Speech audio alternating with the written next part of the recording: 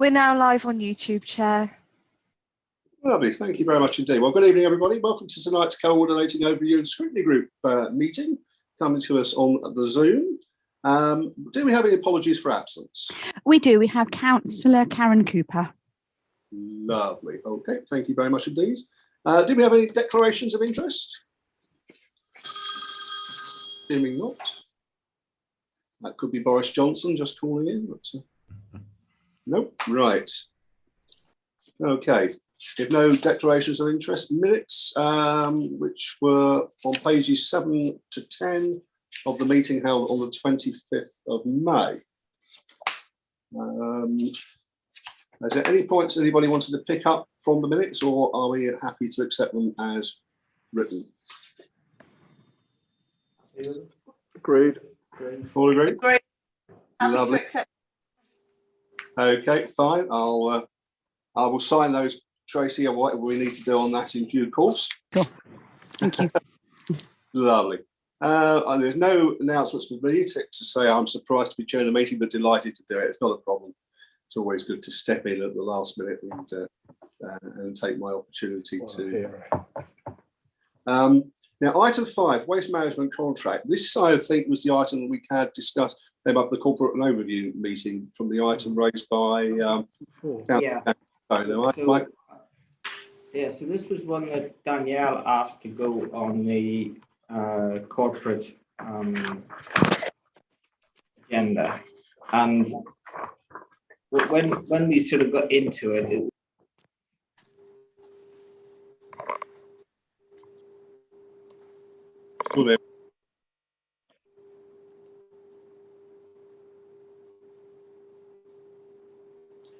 I can't hear anything. Is it just me? Is it me? So Danielle's got some concerns about particularly the costs of Veolia and how they seem to be going quite high in the last 2 or 3 years since the contract started.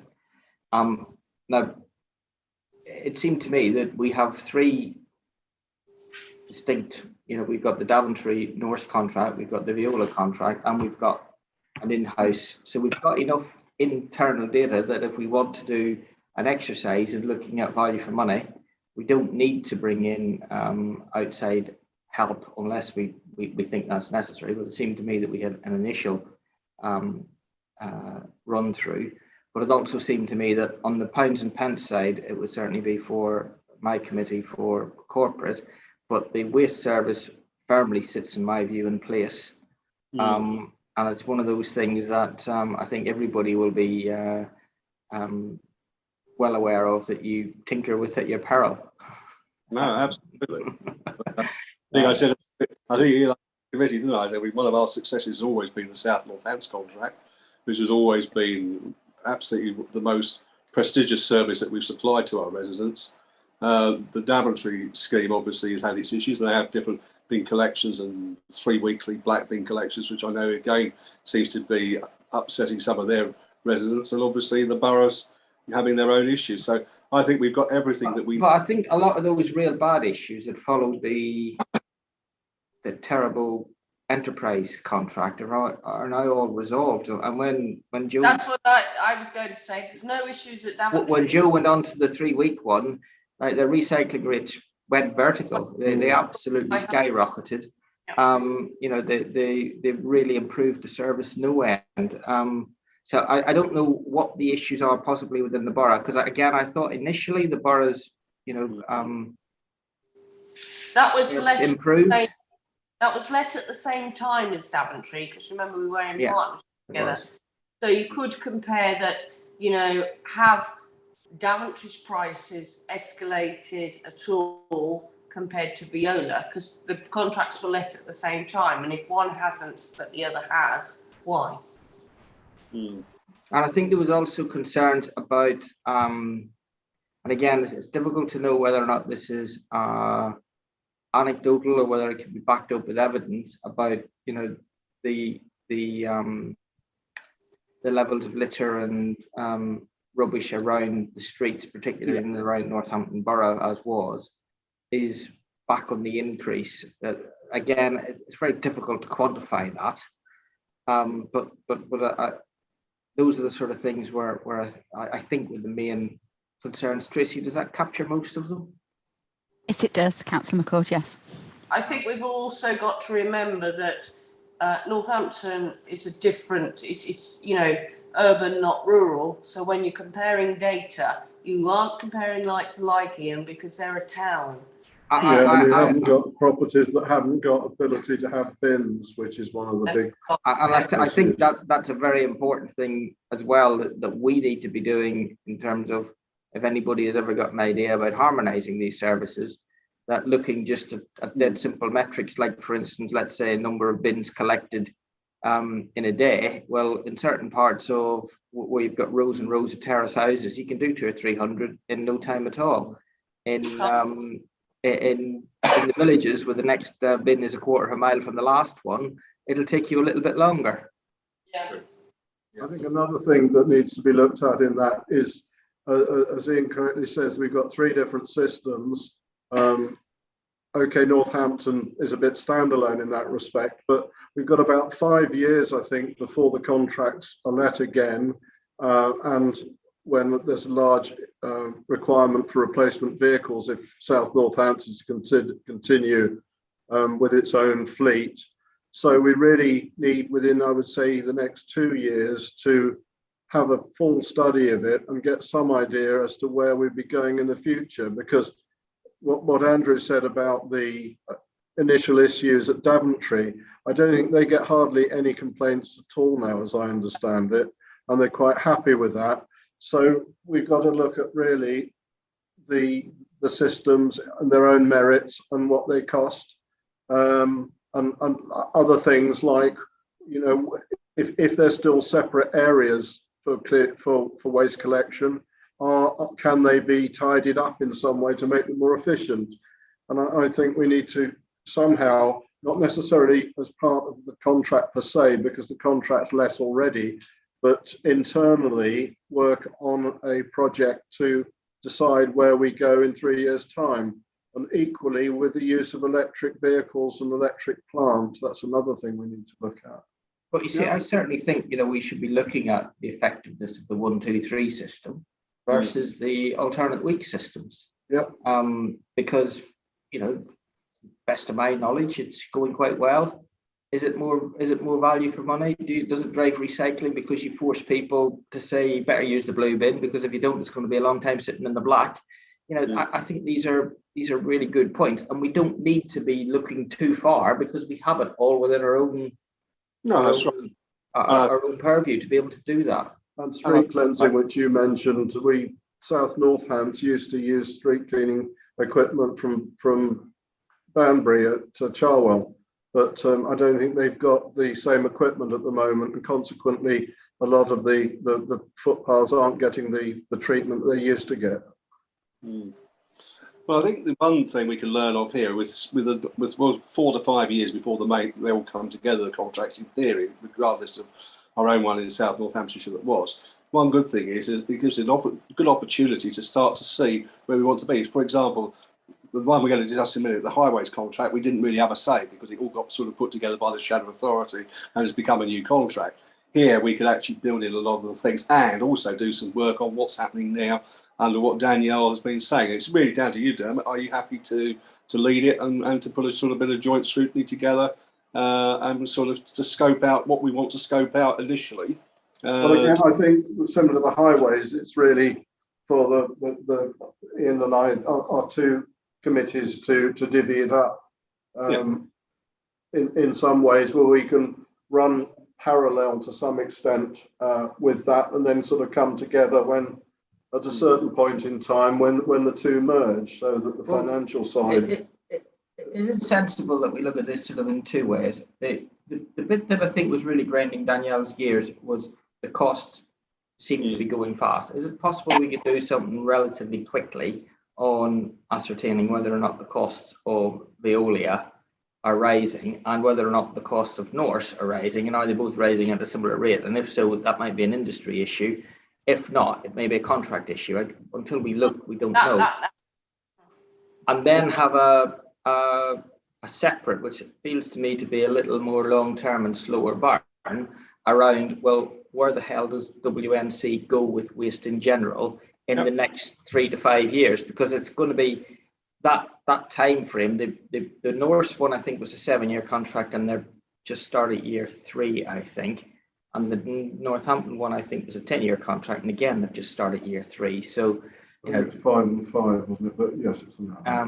but they've still got many years to run, so you're still not going to be able to think about harmonization for a while. But you know, it just feels to me that maybe it's a good thing to start just getting data and looking at it and doing it in sort of 2 stages. One, let's find out whether or not the costs are running away, because if they are, that'll give us a budget problem. And if there is anything in that, then we know what's happening. And then the second part being much longer term and slower burn about where do we go with waste in particular.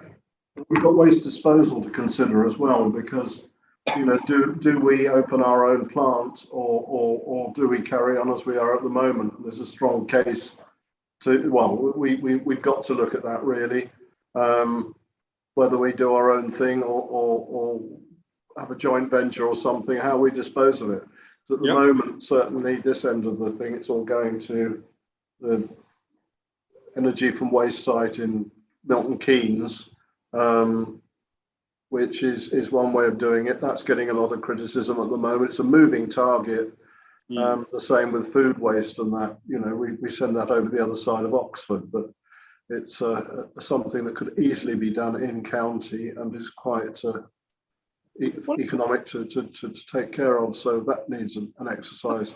The unit is, you've got an awful lot of experience behind her, and it's something we need to think. But I would think that's probably a separate subject, because it's not directly related to the contract, but it is related to the contract in that the disposal, the bins have to go somewhere, and the less distance they go, the more economic it is. So that's one of the costs, and obviously the cost for the gate costs as well. That's important.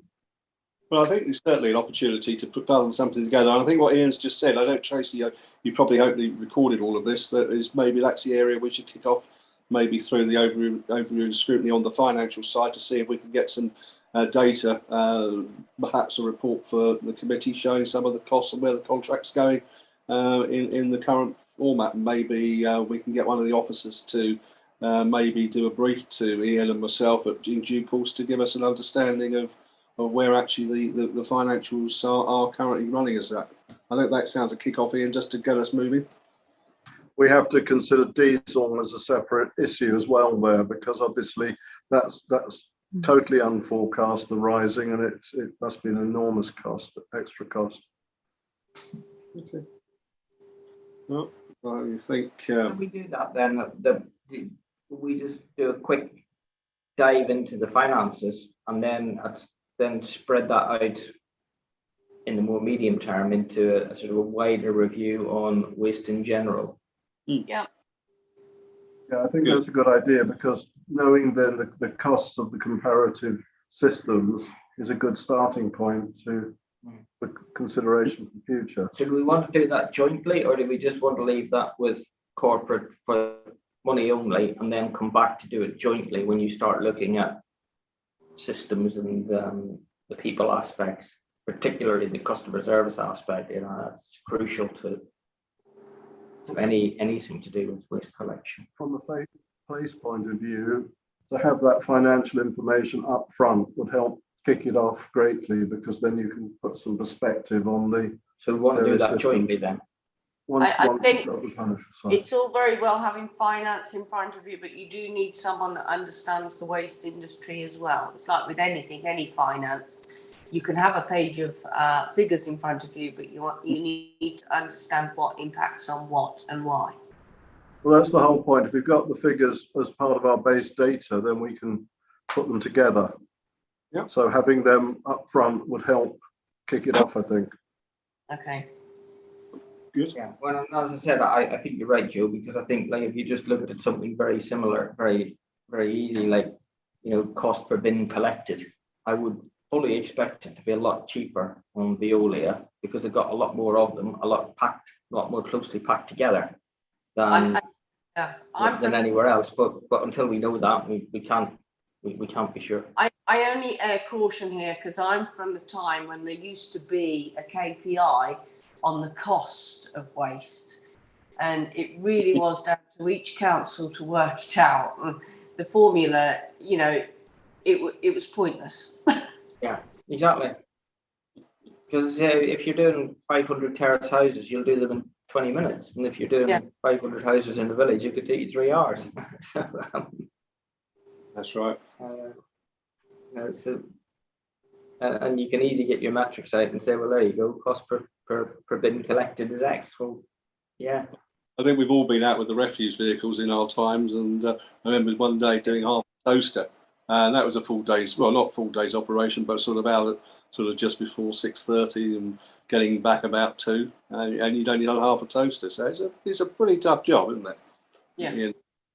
And I think it's a great thing. So thanks, guys. We're happy with that. I think we bring that together, and then we can update each scrutiny committee going forward as we develop this. I think this can feed in some good work, and then we can start the process. And as you say, Dermot, there's lots of opportunities here to influence the new contract in due course. You know, at least we can do a lot of research and bring our expertise, especially with all the expertise you've got and Joe's had and everybody else has had and Ian's had.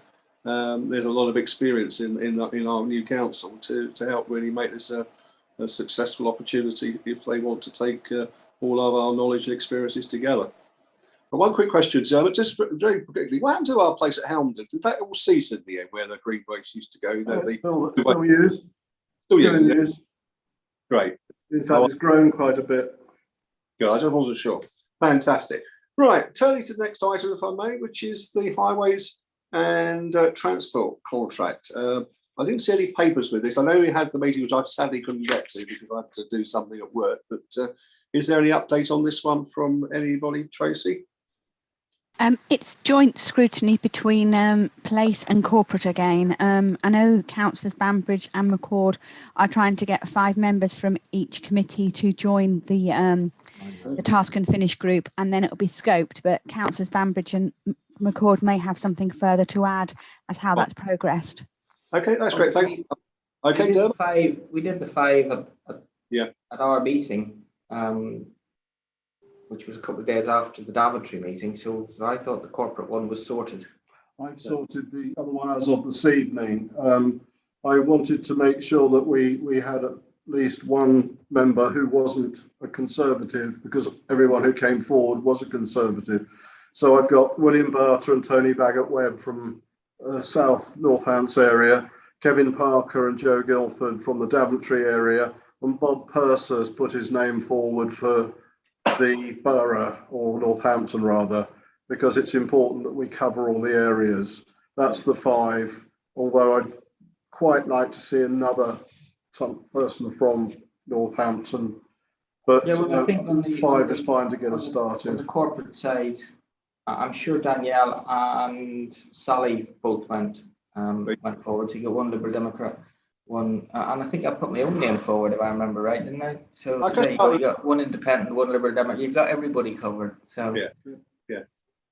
Well, that's fine. I'll make sure. Well, that's great news, guys. So that will now start its process once we get that going together. Is it possible though that we can give this group a bit of focus? Because the big concern I have is that we start literally diving down potholes. Yeah. And it seems to me that this is, although it might be a task and finish group, it's probably something that might not actually finish, because, you know, I think our first thing needs to be look at what the SLAs are in the contract, and then start looking at specific areas like, let's say, pothole carriageway repairs, but take that as a discrete subject instead of trying to just take the whole flipping contract in one go, because I think that would be a Herculean task. And then also maybe, you know, another time look at roads design, because I'm particularly interested to know what's going to happen on the design side of things, because I always thought that was what the WSP bit was supposed to bring to the party on the old contract. So what's going to happen there? And I don't have the answer to question, and we don't need to debate it now, but I think it's a question that we need to ask at some point, and begin to look at these various aspects of that that contract around, gullies could be a separate area and drainage and flooding issues could be a separate area to roads maintenance and contract repairs to possibly the winter service.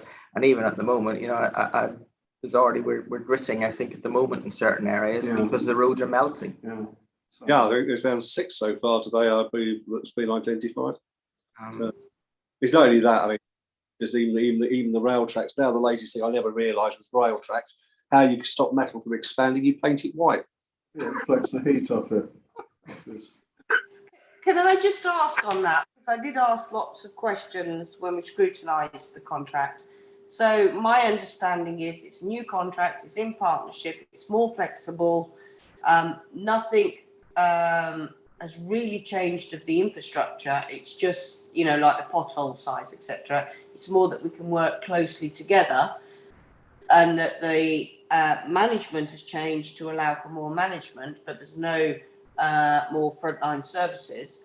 They're going to say there's this step change, but the implications I came away with was that, yes, it's cost $1 million more, but that is to keep us where we are, and that the portfolio holder was going back to Cabinet to ask for more monies in order to get an improvement. Did you take that away from that meeting? I think broadly that was about it, which then I think you and I were both equally sceptical, which is everything's changing but nothing's changing. I think getting back to what Ian just said, which I totally agree with, is that we need to, like waste collection, this is the shop window of the council. It's what the public see, it's what they criticise most. And the potholes thing, if you can cure that problem, you've probably cured 90% of all the other problems because they fade away. But that's not entirely true. But I think what we need to do is when the group gets together, we need to have a specific subject for that meeting, possibly potholes. We get the portfolio holder plus the person responsible at the contractor to tell us what they're doing that basically is different from before and how is it better, because that's where we need to go. We also need to look at things like involving parish councils more. And Ian and I were discussing it earlier about doing patches rather than single potholes, where you've got half a hole next to a whole hole, which they have to come back 6 months later and fix the little hole. There are all these issues. And there's another issue, actually, it's a new one that's come up. And Joe, I think it might have been something you were involved in. It's somebody who wanted a dropped curb so that they could get their car into the front of their house to plug in their electric charger, because it's an electric car. But there was problems, it doesn't qualify under the dropped curb regulations of West Northants Council for the council to do that. Now, people can't lay cables, well, they can lay them across the footpath, but it's not a very good idea. And it would seem a logical thing to try and do to get these cars plugged in somewhere, otherwise they're a waste of time. So it's things like that we need to look at as well. I think this is a much, and again, to me, it's one of these things that I can be quite skeptical about this, but if you believe in your green agenda, you have to tie up these odds and ends. There's no point in your highways department preventing people crossing a footpath or putting in a drop curb to charge your electric vehicle, because this isn't going to be a one-off problem. Whilst at the same time, we're saying we want to be carbon neutral, we want to promote the use of residents' electric vehicles, and that's just one example. There'll be lots of things where, and if Scrutiny has got any role, it is to pick these things up and say to Cabinet, there's one thing in making the headlines, but you have to then turn the canvas over and actually connect all the strands on the back. Yeah, my understanding is it's highway. You apply to the highways for a drop curb, and they either give you permission or not, depending on whether they think it's safe or all sorts of criteria. If not, you can't have it. Yeah, okay. I think it's something people are paying hundreds of pounds to have the electrical connections put in a lot of cases. and they should be paying for the drop curb if they want to get their car onto their front drive. Sorry. But that's something that needs discussing. I think just in terms of the joint scrutiny, I think it should just be another topic around highways contract. How do we facilitate owners of electric vehicles to charge? And that's mostly those who don't have off-street parking, which is quite a high number of houses. I mean, there in some areas you'll always find people objecting to people dropping curbs to remove a front garden because they don't want to see that image changing. But you're absolutely right. We've got to have a facility where we need to go and look at this so that we actually do make it facilitable. Because at the end of the day, we've got to have the facilities in place. We may not all believe that we will all be electric by a certain period, and who knows what's going to happen in the world with various things as things change. However, one of the key elements is to have that facility. And one of the things that we did manage when I remember coming back on in 2016 to South Northants, was going to that planning meeting where the officers were recommending 1 in 3 new houses having a charging point. And I said to the officers, well, what logic have you done that basis? It's ridiculous. I say, when you're building these new estates, running the wiring in, it costs nothing. But when you've built the place and the pathways down, you then dig it up to put a cable in, it costs a fortune. So the rules change. We now have every new property has the facilities going in. But it just shows you 6 years ago, we were just taking a 1 in 3 view, as we thought was acceptable. What sod's law would it be? Ian would buy his property wanting an electric charging point, buying a house, hasn't got one. It was just mad. And I think, these are the things that we're saying.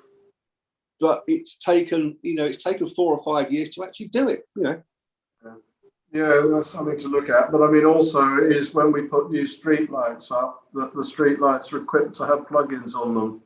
Yeah. Because if you change them later, it's going to cost a hell of a lot more than when developers put streetlights up on a development. Perhaps it should be a policy that they have to put up streetlights that have got charging facilities built into them. Well, all our ones currently part of the new REASE scheme, aren't they? They've only been up. We've got streetlights part of the highways contract. Yeah. Well, let's add it in. I mean, it's a great idea. These are all good points to put in.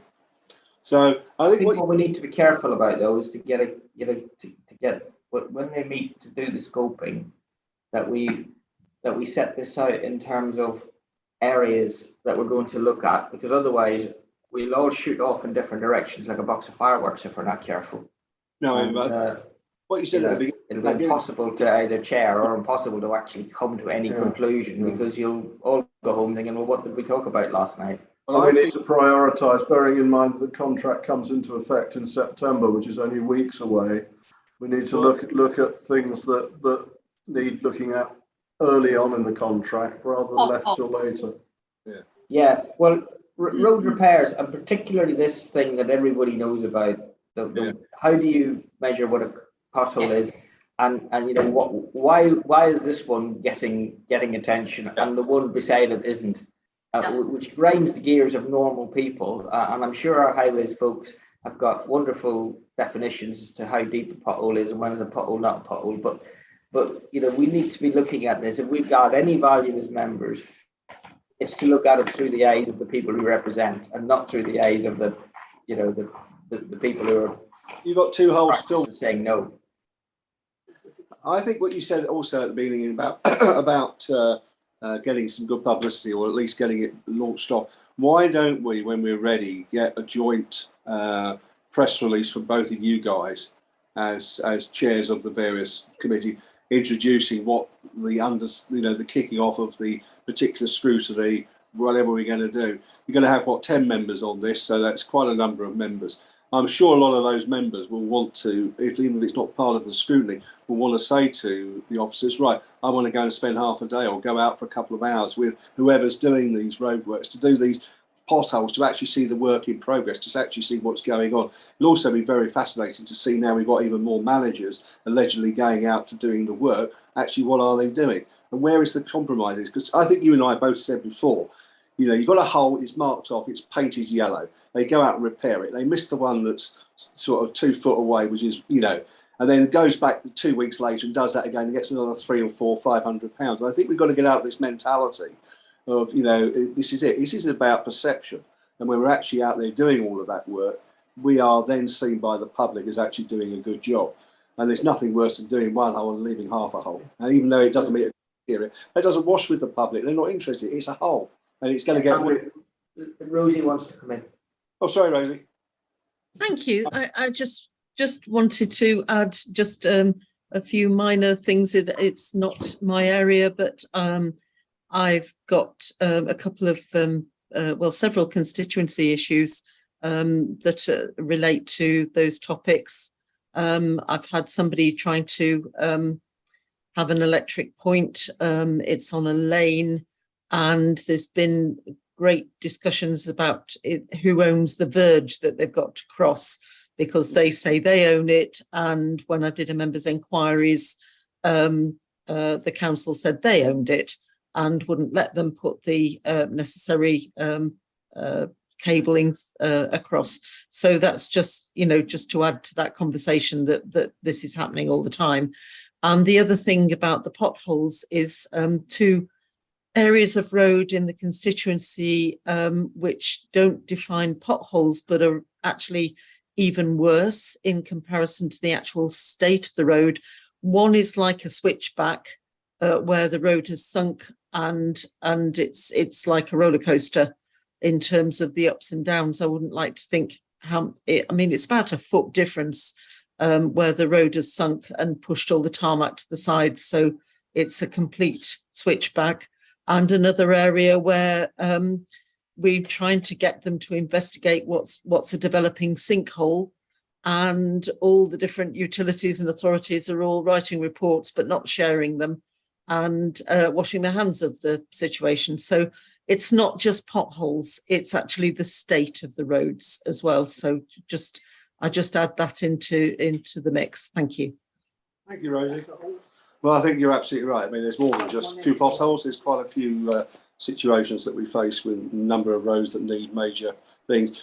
I know, for example, flooding and preventing flooding, and there's where are we doing proactive things? Are we actually looking at trying to prevent these things from occurring? Are we going in and actually tackling the areas we know we've got our issues, or do we just wait until it floods and then we just react to it? I mean, these are all the wonderful things. But now we're a smaller authority in terms of our own size, i.e. we're not one of the whole of Northamptonshire. I mean, I think we've got an opportunity to say that we could get this contract to really be of benefit. But I think it's going to need a lot of work by the scrutiny team, really investigating to make sure we are getting the value that's going to deliver the top-notch service. So come September, I'm quite excited. But in the meantime, I think there's a lot of team needs to do. The other thing that I think we should also consider, there are some people, well-known campaigners and activists in roads maintenance not too far from where we are. And I certainly think we should invite them along to at least hear their view and give some of their ideas. I don't think they're all completely mad and off the wall. I think these are ideas that should be at least considered and to take some of these people seriously and hear what they have to say. Not least Mr. Pothole in Brackley.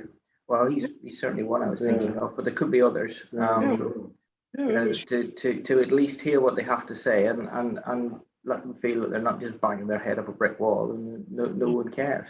And I think we ought to question the parish councils, because they're the ones that often as not have highways members that search them out, and they know the frustrations they get and what dealing with Helen Howard's like and that sort of thing. I think things to do. So if Tracy can firm this up for both the committees, and then hopefully we can move that on to the next stage and start to take things forward. I'm pretty confident we've got the right team to do it. It's just going to be some interesting work down by the scrutiny review team to start to get to grips with it, but doing it in stages and pricking out the right bits to kick off with. Oh yeah, that's another one Ian just brought up. A lot of particularly the old council estates had what were fairly thin concrete roads laid in the sort of between the late 40s and early 60s, that as they got a bit crumbly, they had a thin layer of tarmac put on the top, and that lifts off, exposing the concrete, but the thickness of it is not the 40 mil or 50 mil depth that requires them to be prioritized. So they end up in a right mess. But beyond that, the understructure of a lot of those roads is collapsing. There's one in Silverstone, Kingsley Road, which was the biggest council estate in the village. And it's dreadful now because the concrete is just breaking up. The substructure is gone, and it's dreadful. And they've looked at it and said, yeah, we can do it, but we've got to literally relay the whole road base upwards, which is going to cost a lot of money. And it's one of those things where they say, oh yeah, well, we'll put it in a future plan and hope we can get the budget for it, end of. And that means it ain't going to happen. Well, that's just one of the we many need a roads. policy. We need a policy on that. Yeah, there are probably hundreds of roads. I mean, as you discussed, it went in before, and whether more money will have to come in, and it's going to be a question of whether there's more capital money that can be allocated that's maybe shouldn't be sitting in some of the contingency reserves that were put together. So there's all opportunities to make a case if we do within our scrutiny review. We'll have to see what that comes out with. I wouldn't want to prejudge, but we shouldn't be backward in coming forward. And I think it's something that we need to look at, whether we can or not, I don't know. But looking at, for instance, Budbrook, that's got two largish housing developments being put in off existing roads in the village. Those roads now have got old roads that aren't in the finest condition. They're going to now take traffic for 100 odd houses one way or another, and it's something we ought to consider, that the developer's contribution for the older roads they're using is part of a 106 or 378, whatever it is, agreement to go into the roads funding for road improvements. Totally get it. I think we've got to be clever and make use of every opportunity when we're doing planning deals these days to make sure that we get developer contributions to support that work. And I think sometimes we've not always been clever enough in identifying where we want some of that money. And sometimes even in our planning, things that we've been doing, are we actually getting all our Section 106 monies? Are we getting all that money paid to us? I mean, it's a very interesting topic for another debate, maybe for another bit of scrutiny. So again, it underlines my feeling that we need to get closer to parish councils on this, and also neighbourhood plans to some extent. But I think when we do a call for action, I mean, in terms of going out, maybe that's something we should do. We should invite members of the community that have got an interest, parish councils, to contribute into the work that we're doing to help aid our research and to bring up suggestions that might be a benefit for the members to take into consideration. It's there. It's we often all go to parish council meetings and we're often picking up on things that are being dealt with. We don't always get asked to do them because they're actually handling them. But it does give them a good insight to contribute in as well to seeing what the contract should be doing to try and improve facilities and getting better value for money for the local residents and the community. Andrew, Tracy is trying to say something. Yes, Tracy. Oh, thank you, Chair. Just to say, Councillor Grant, that when the Tree Policy Task and Finish Group went out to the community and the parish councils, they got a great response. They were very, very keen to be involved and provide their views. Good. I'm sure that can be continued as well, Tracy. Thank you for that. Right, if there's nothing else on this matter, shall we move on to the review of the committee work programme plans? Everybody happy with that? Yeah. I thought we had something else on the agenda. Did we not have a fall-in decision, the cabinet? Was that not? That's not the. Oh, sorry, I'm looking at the wrong piece of paper. Forget That's it. right. That was your. Yeah. It's all right. I've just picked up the agenda of our last meeting. Sorry. So, Ian, do you want to handle the corporate overview of scrutiny ones? I think that's on page 11 from where I'm remembering myself, at page 9, something like that. Anything you want to update on? No, so these are pages 25 onwards. Oh, I don't have them in front of me. You want to put them on yours? I don't have them. Oh, I can put them on this one. One thing that I think not so much for work program, but something that we need to think about. And it's maybe me being a little bit anal about things at Daventry. Was what was the status of the meeting when we did the meeting with Place and Corporate together? Now I thought it was a Place meeting which we were invited to as visitors. However, you know, when you start getting resolutions and proposals being put forward, I think we need to make sure these meetings are called properly, that all members are the same, because I know that project committees are very popular among some of them, and I think some of the people making the proposals were out of order, but I still hold by that view. But it probably just needs something that we need to think about when we're calling these meetings to get them clearer. Okay, that was the one, the joint one at Daventry, wasn't it? Yeah. Yeah. But it wasn't. It was only joint for one item, and I think that to me seems a bit something that we need to be clear on. We either have a joint meeting, or we don't. Right. So where are we? Corporate, the people strategy. Well, we're. I think we've done that. Annual report. We've done as well. That'll be going to The green ones are done. yeah. So if we look forward, the Children's Trust budget is going to be very interesting. But let's wait to see where we're at. That's only about the budget. I will leave certainly Rosie to look after the care side of that. The budget scrutiny then yeah, so in the autumn we're going to kick off with where we're at and what we're going to go in terms of actually the 23-24 budget. I don't know where we're at with asset management, so we're supposedly setting up the task and finish group. There was a very quick presentation which, because of the agenda and the way the agenda was set out, with too much on it. I think it was a bit annoying, because just as that presentation on asset management was beginning to get interesting, we almost ran out of time. So it would be good to get that back, actually, because again, you know, there were massive sharks in the water that I could see there. I think we were told we had something like best part of 1,000 odd building assets. There's new building regs coming in about their energy efficiency, and couple that with their own green targets and green agenda. You know, there's a massive potential there, none of which is budgeted for, and none of which we've even got a clue what it would cost. There's very work there to be done to actually get to the bottom of that. True.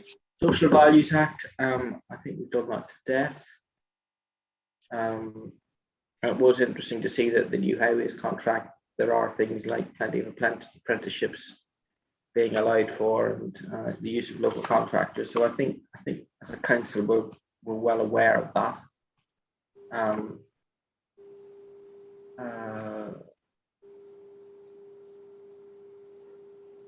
So I think there's enough there for us to be getting on with. It's the cross-cutting areas, I think, that we need to be concerning ourselves with. And also, when we get into budget setting, is it solely the purview of the corporate committee? Like, I think we should lead on it, but you know, do other members of other committees want to contribute? You know, from their experiences of putting it, you know, putting things forward. I'm more than willing to have people pop along, and I'm not bothered. But I'm also open to views. Okay. Well, thank you for that, Ian. Dermot? The budget, the 23-24 budget. Yeah, I think that's a given. I think the budget should be on everyone's agenda at the appropriate time. Then we pick out what's relevant to each committee and which ones cross over, and simple as that, really. Okay. On the work plan, nothing else you want to highlight, Dermot, or for you, Rosie? Well, Rosie's the next one that's presenting. Cheers. Thank you. Okay. there were a couple of things that affected the other committees that had been raised. One affected corporate, which was our desire. It looks fairly insignificant, saying Communities and Opportunities Directorate, key contracts and delivery plans. But Ian, my concern is that we've inherited 4 different councils' voluntary service contracts that we're giving money to all sorts of little areas, big areas, but spending quite a lot of money. And I'm not sure whether anybody's actually drawn together those strands and whether they're actually meeting our corporate priorities, and whether in some areas we want to say thank you very much but no thank you, or we'd like to amalgamate, or steady as you go, you're doing a great job, you're meeting our criteria. But it's a massive piece of work, but I don't think anybody's got to grips with it, and we keep highlighting it. But I think it actually, melds with your committee in that, on the value for money. Are we getting value for money from all these this voluntary money that we're giving out, or is it being duplicated? That service level agreements. Okay.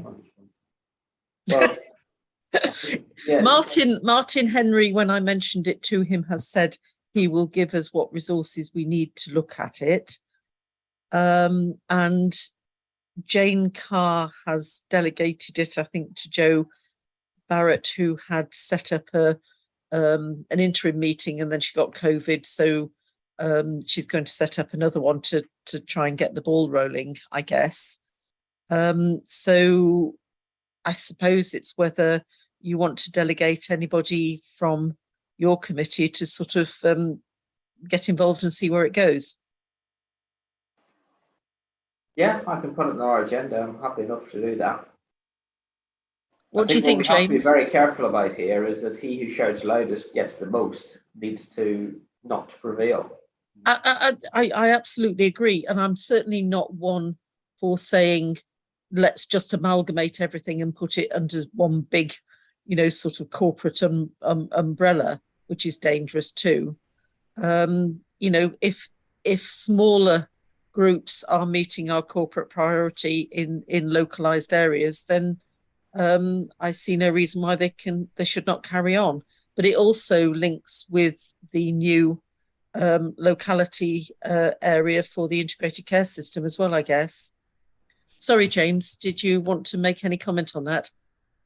Yes, thank you, Councillor Herring. I mean, this line in the work programme was one of a number where the director very proactively approached People's Scrutiny Committee and said, here are a number of areas of work that the directorate is doing that the committee may wish to be engaged in. And I think there was a feeling, there was a resolution from the last People's Scrutiny Committee meeting on the Communities and Opportunities Directorate key contracts and delivery plans suggested item, that the committee really wanted to know a bit more about what was involved, what and how scrutiny might what scrutiny might do, and what value it might add before saying yes, the committee wanted this in the work programme, or no, it didn't. So, as I say, there was a resolution from the last People's Scrutiny Committee meeting for asking the directorate to provide a bit more information about what this item might entail, so the committee could take a view at its meeting in September about whether this goes in the work programme or not, and if so, what exactly is done in when. So that might be information that could be shared more widely with other scrutiny committees. It might indeed be information that could potentially lead people to say, well, this isn't is solely a people item, or it possibly even isn't a people item at all. It might sit with one of the other committees. So this is in the work programme at the moment with a to be confirmed against it, subject to requests for further information being fulfilled. Sorry, I can hear somebody talking over James. I don't know whether there's a mic not been.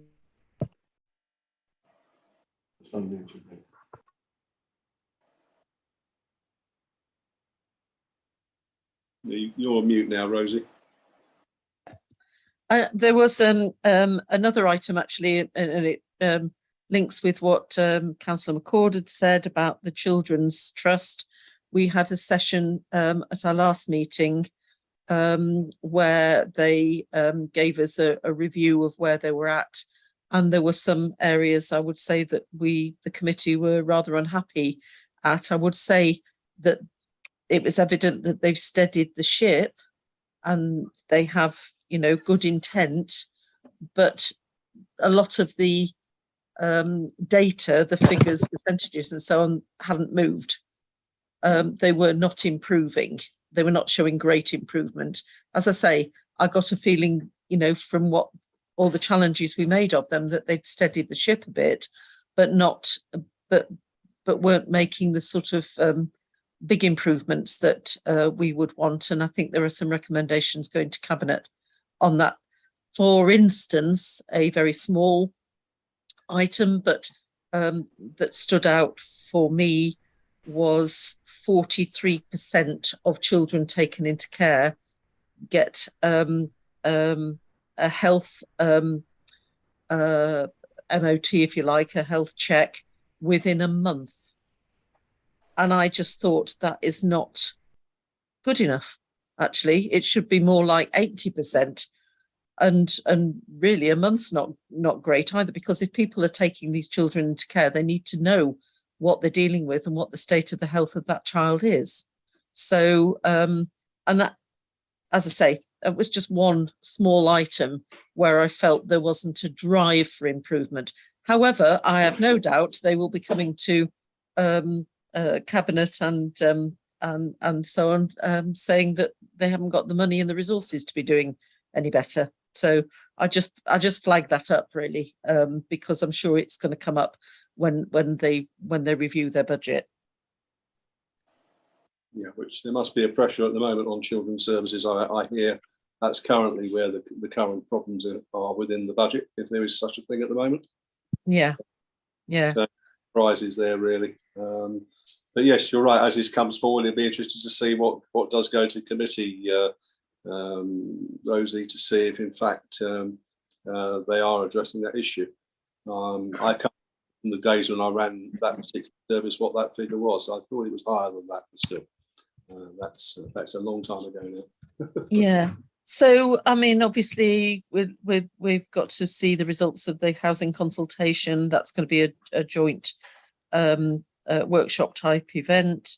We've got Health Watch. We've got the integrated care system. We're trying to get to grips with school performance because the regional director is changing and will be coming in a new region. And I know James has really tried hard, and we've been battling, fighting an uphill battle to get somebody there. But we do want to carry on with that, and I'm sure we'll be escalating it if we don't get anywhere through the normal channels. And then we've got the sports and leisure needs and anti-poverty strategy, dementia, homelessness, plenty to be going on with, I think you'd probably say.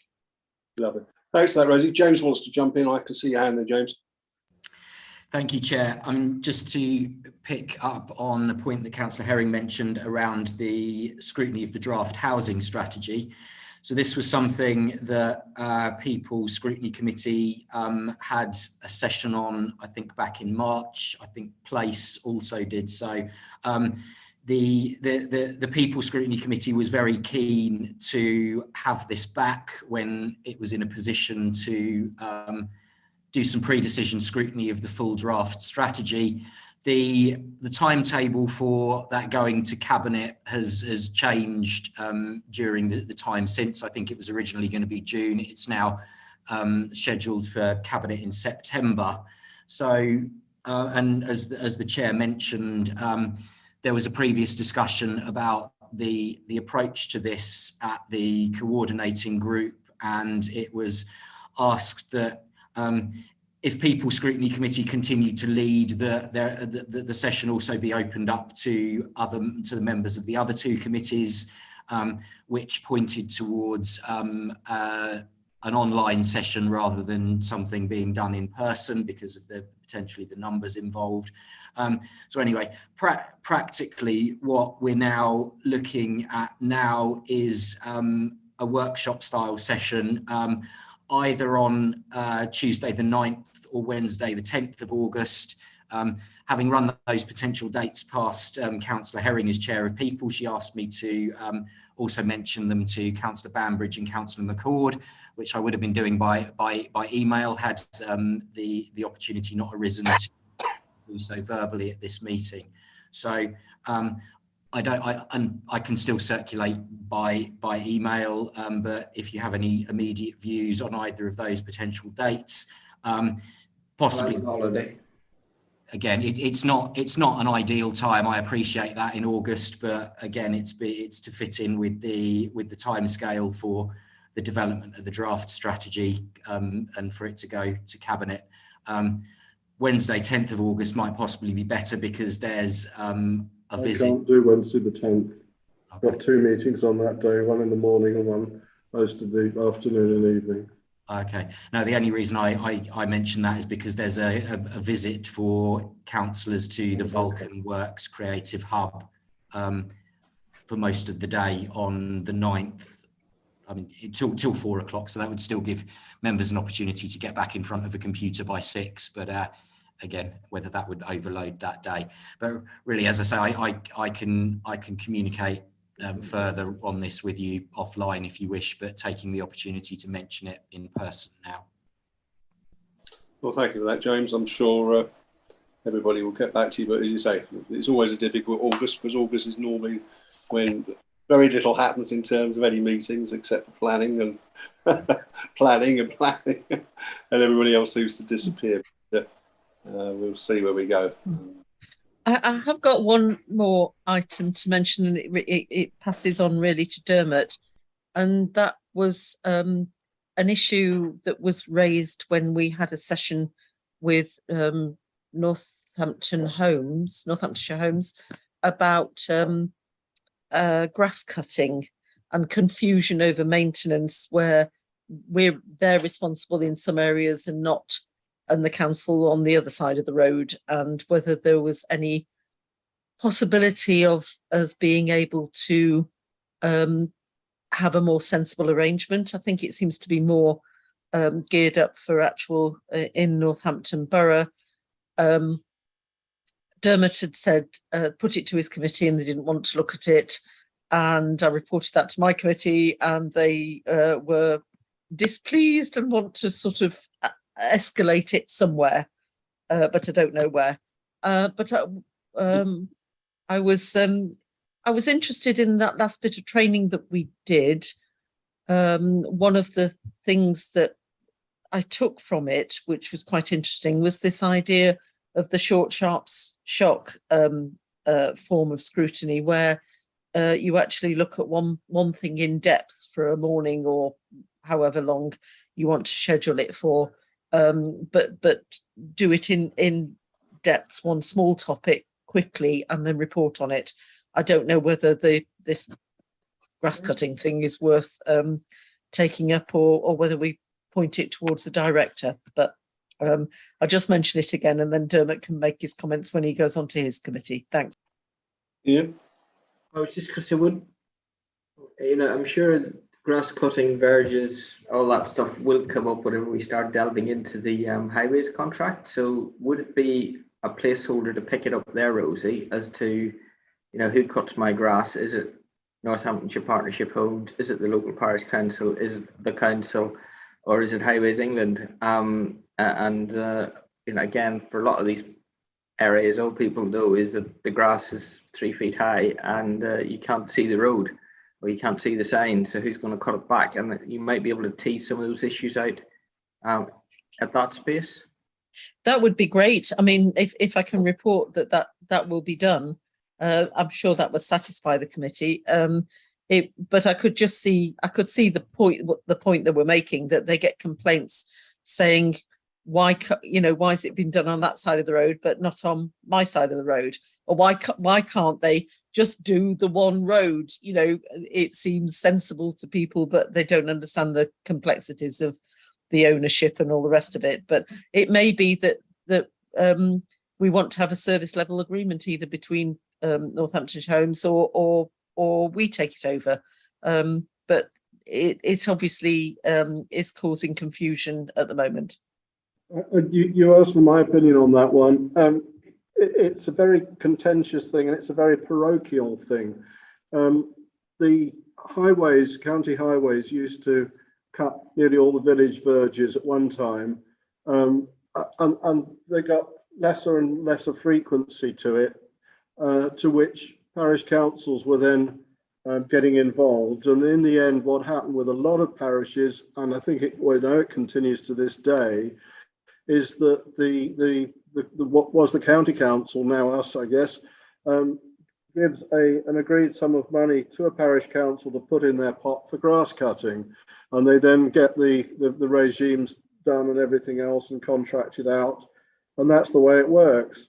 It's very much a parochial thing, because it's only really the parishes who know which bits of ground belong to what in local areas. And as you rightly say, you've got areas where the landlord owns the frontage, and it's not necessarily social housing either.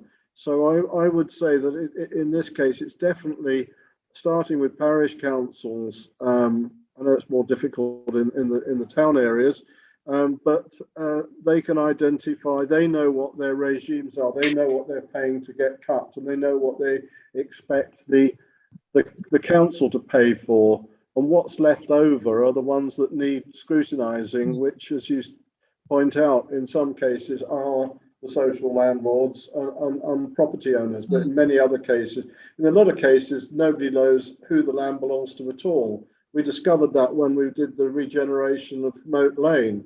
There were big chunks of land around, but when push came to crunch, there was no legal owner to those pieces of land, and they had to be legally acquired through a painful and expensive process. And you'll find that all over the place. And those, generally speaking, the parish council says, well, we'll get it done because nobody else is going to do it. But that's a sort of a summary of generally speaking. I would agree with Dermot that summary is absolutely correct. But also you've got the added thing, and I go around the different parishes. Within the parish, you've got the amount of cuts the county should have done. You get the grants to the parish council, those cuts. The parish council cut it, but within that, they all have a map of their land. But within that, you've got certain members of the village that like to do outside their fronts.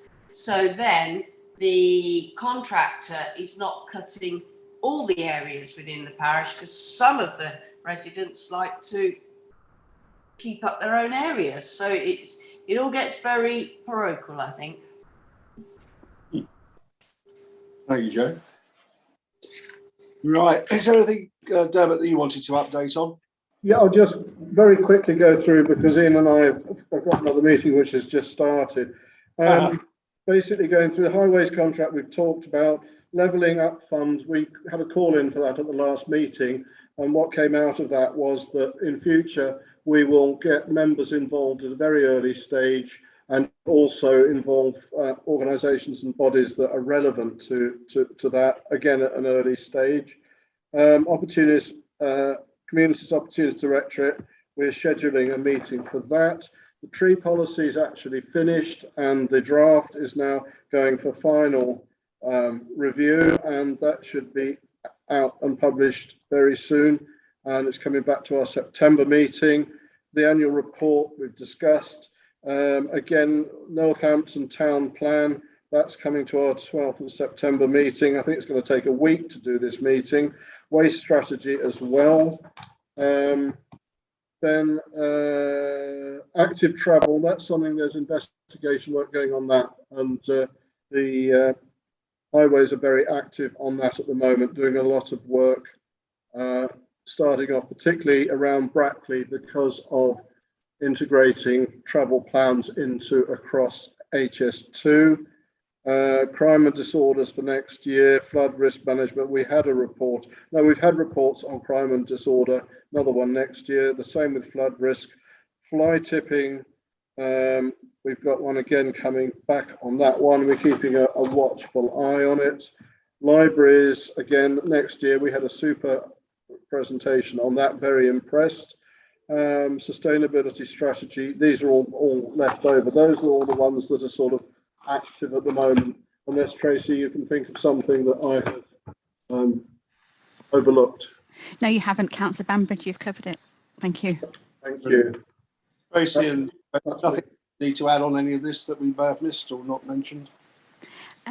You do have Paul Everard here. I think he sent an email to you all. He's just come to sort of say a few words. Good evening, Paul. I wasn't aware, but you are welcome, sir. Good evening, Chair. Thank you.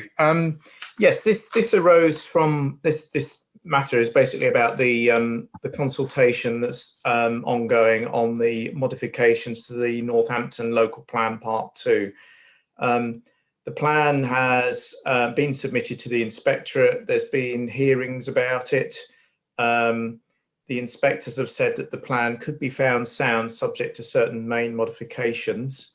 We're required to consult the public on those and send the responses back to the inspectors before they write their final report on the plan, when hopefully we'll be able to then move towards adopting the plan.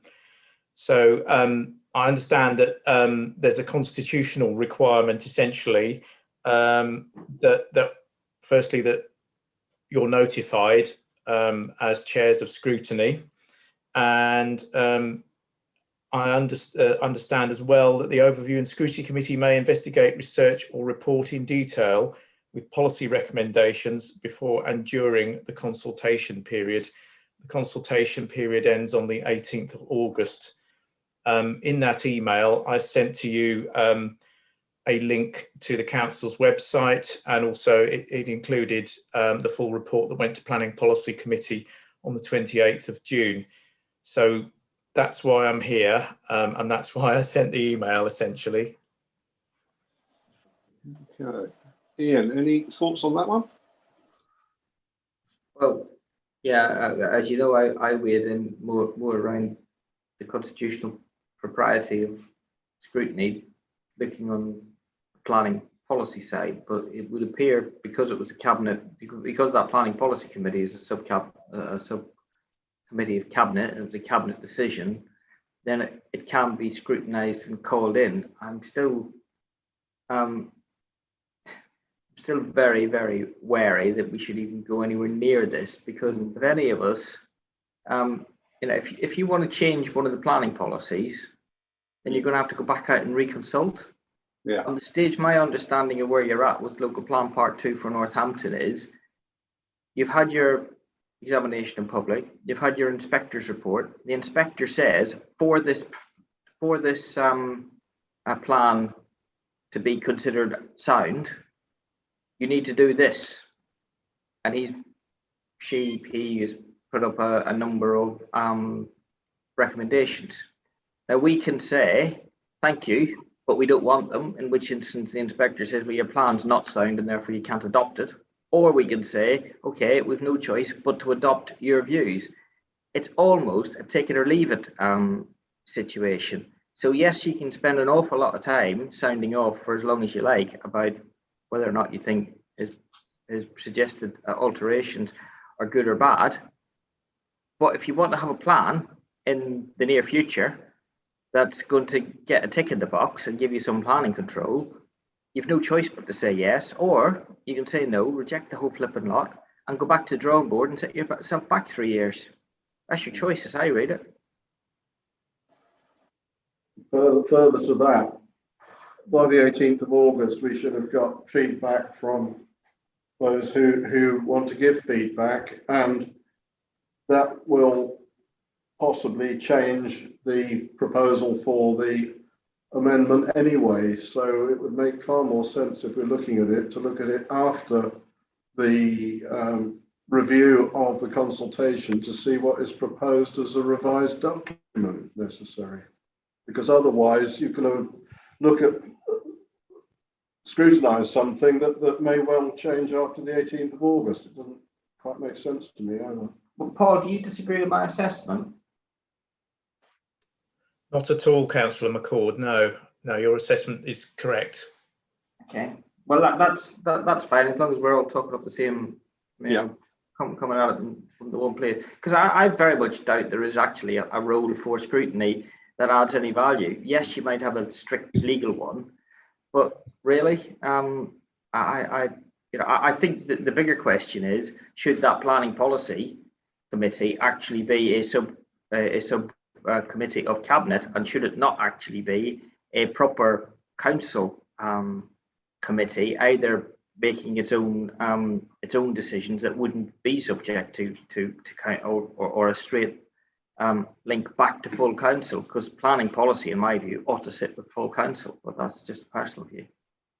If anything, that would be the recommendation I would make to cabinet, is consider that constitutional setup and stop having a 3-member subcommittee of cabinet making really important planning policy decisions, and it should be thrown open to all members on a separate committee, which is actually a committee of council, not a committee of cabinet. Could be worth pursuing in the future, Ian. But in terms of where we are, I mean, presumably at the moment, are you expecting any changes, Paul, to come back before the 18th? I'm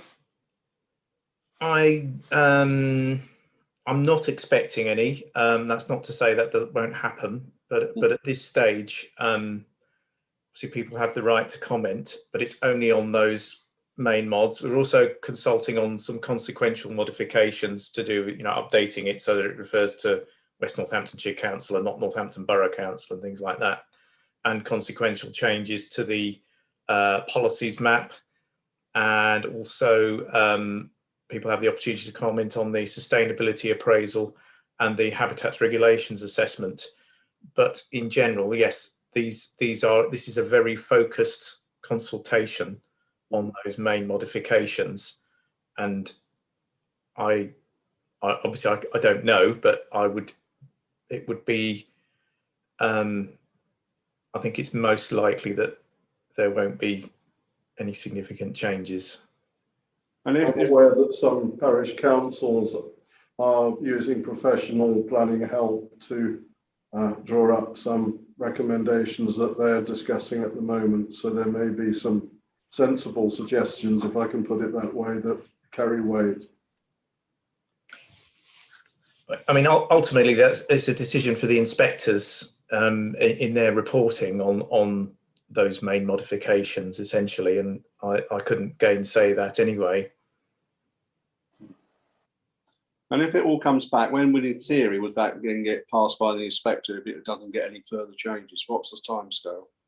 Well, we're looking at obviously we don't know how long the inspector is going to take to sort of deliberate and come to their view on their report. But if they were to get it through reasonably quickly, then we could potentially get to Planning Policy Committee in October, with a view to going to full council in November. So the plan could be potentially adopted by the end of the year, but that's very much conditional on the inspectors being able to write their report relatively quickly. Well, I think, Paul, you got the view tonight is that Councillor McCall summed it up very well. I think you understand our view. Unless any other members got anything to say, we just wait now, and hopefully it will go through and the inspector will be able to determine it, and we can actually get something that will become a policy that might actually help us in our planning for the new council. We live in hope. I don't think I can add any more to that. Is that okay? Thank you very much, Chair. Okay, thank you very much indeed. Tracy, have we got to? Did we really sort of take 7 and 8 together, or is there anything on 8 that anybody wants? I think you took them together, but there might be something to add. But it seemed you took them together. Oh, I thought it was a good idea to put them together. Is there anything anybody else wishes to add, or is that it? Everybody happy? Everybody's nodding in agreement. That's good. Well, I haven't got any urgent business that I'm aware of. There is no exclusion of press and public. So can I just thank Ian and everybody, and Dermot and Joe, and obviously Rosie, and all our officers, everybody that's turned up tonight. Thank you very much indeed, and have a